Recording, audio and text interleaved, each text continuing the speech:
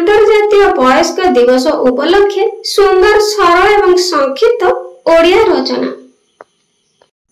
सर्वप्रथम उपक्रम वरिष्ठ कहूछि अछुआ लागुछि खोजे मन खोला स्नेह लागू मोर ज्ञान समाज कल्याण छाड़िबा आगरु देह। वरिष्ठ नागरिक मानकर स्वतंत्र जत्न और सामाजिक सुरक्षा जोगाई देवा एही दिवसर मुख्य लक्ष्य। एही दिवस प्रति वर्ष अक्टोबर मास 1 तारिख रे पालन करा जाए। वयस्क व्यक्ति समस्या प्रति समाज को सचेतन करबा हेउछि एही दिवसर मुख्य उद्देश्य। असहाय वयस्क व्यक्ति प्रति सहायतार हाथ बढ़ाइबा पई अक्टोबर मास 1 तारिख को आंतरजातीय वयस्क नागरिक दिवस रूपे पालन करा जाए। वरिष्ठ नागरिक मानकर लक्षण साधारणतः भारत में 60 वर्ष रु अधिक बयसर व्यक्ति मानकु वयस्क नागरिक कहा जाए, किंतु विदेश में 65 वर्ष रु अधिक वयस्क व्यक्ति मानकु वयस्क नागरिक रूपे विवेचना करा जाए। वयस्क हेला परे विभिन्न प्रकार लक्षण देखा जाए, किंतु किछि व्यक्ति ठारे 50 रु 55 वर्ष मध्य शारीरिक और मानसिक भाव में वार्धक्य जनित लक्षण देखा जाए। वरिष्ठ नागरिक मानकर दक्षता कहा जाए बयस एक संख्या मात्र। आम परिवार रे आम समाज रे आम सहित बापा माँ जेजेबापा जेजेमा अजा आई एवं अन्य वयस्क व्यक्ति आम सहित रहिछंती।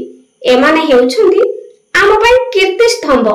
एमानकर अभिज्ञता दक्षता पूर्ण दिन सबुर सचेतनता आम मानक पई बहुत गुरुत्वपूर्ण, किंतु देखा जाउछि जे एमाने हे जाउछंती धीरे धीरे आम परिवार और समाज पई अलवडा।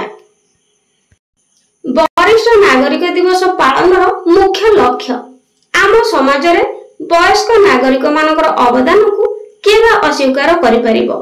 तेणु सेमानकर सुरक्षा पई जातिसंघर साधारण परिषद रे 1990 मसिया डिसेम्बर मास 14 तारिख रे एक प्रस्ताव गृहीत होइतिला। एही प्रस्ताव भितिरे जातिसंघ 1990 मसिया रे वयस्क नागरिक दिवस पालन करिया पई निष्पत्ति नेइथिला।